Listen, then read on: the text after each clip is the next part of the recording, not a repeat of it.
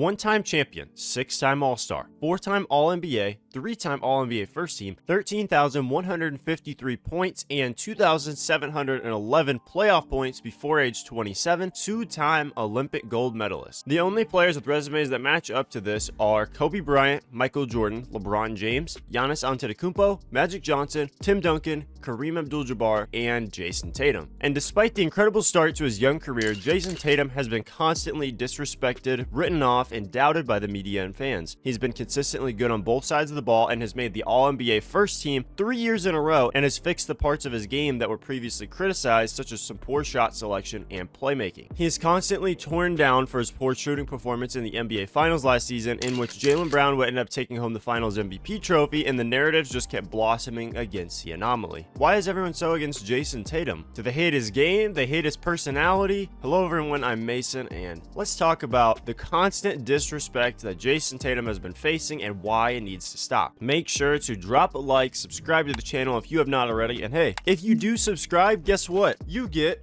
a cookie bite. Here you go. Just think about this. Close your eyes. Think about Magic Johnson. You can see the smile. Think about Michael. You can see that cocky grin. Think about LeBron. You can see the imagery. Pre-game, chalk. Close your eyes now and do it with Tatum. I don't see anything. 26 a night?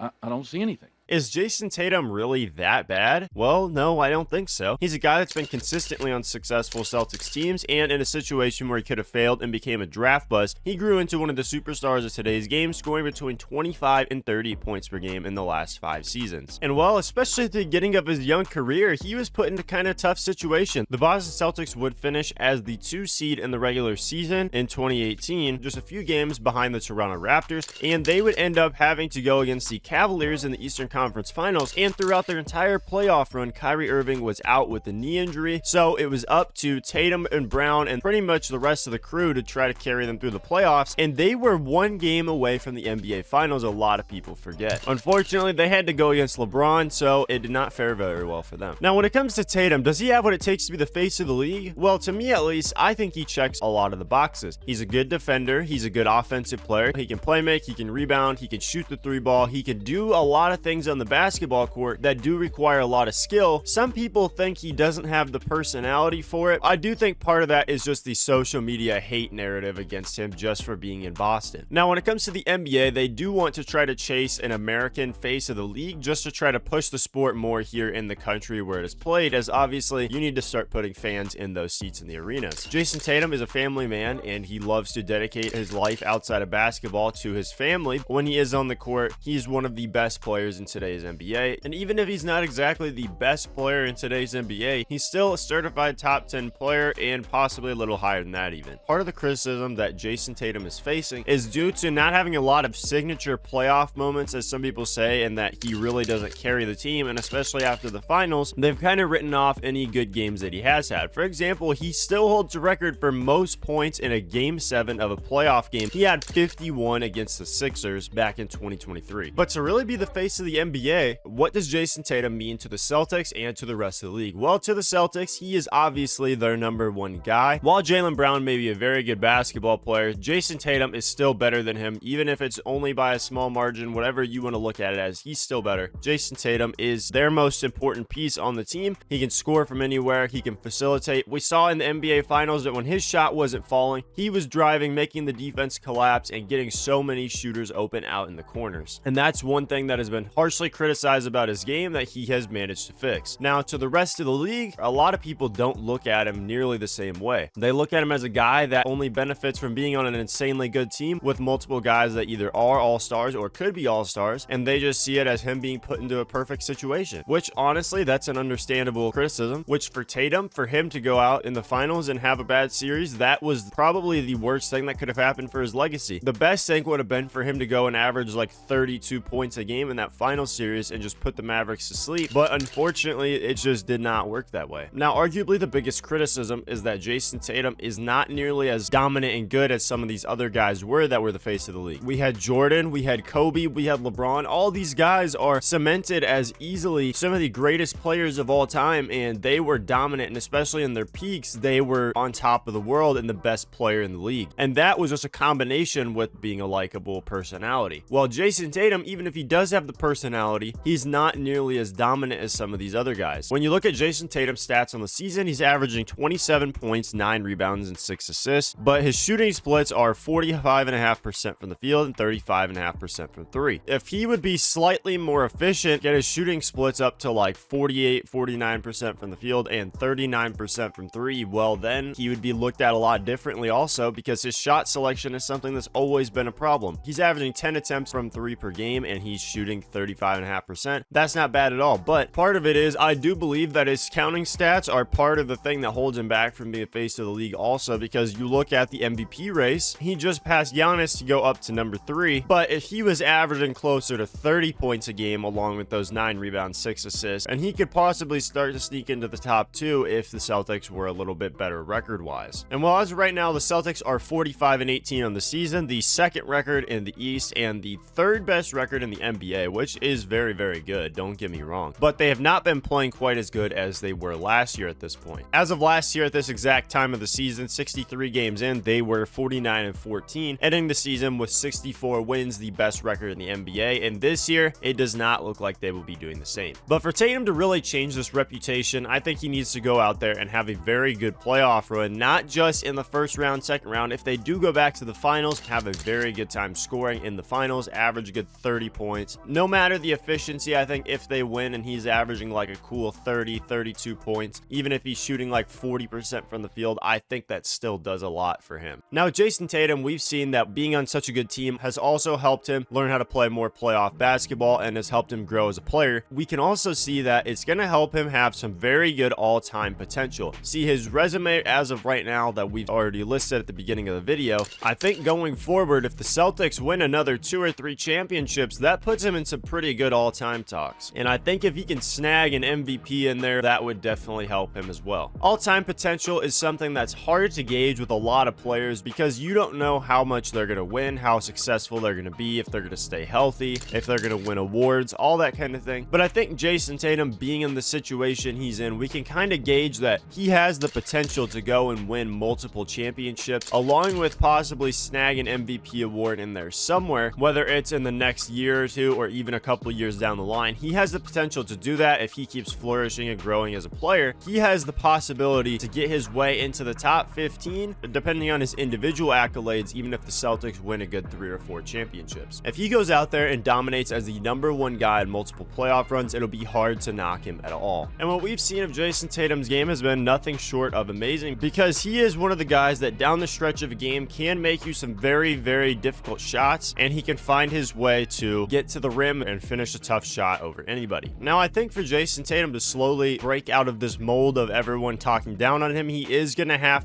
a very elite playoff run, and especially this season. The Cavs have a better record. Milwaukee has definitely turned things around. It's going to have to be a year where Jayson Tatum puts all of those narratives aside, goes out there and has the best playoff run of his whole career, get through those teams, knock them out. It's going to be hard to say anything against the guy. Some people say that Jaylen Brown's the better player, all because he won the Finals MVP award, but as we saw, Andre Iguodala won it in the year that the Warriors won the Finals back in 2015, and obviously we all know that Iguodala is not and was not a better player at that point than Steph Curry. People call Tatum corny for the whole "we did it!"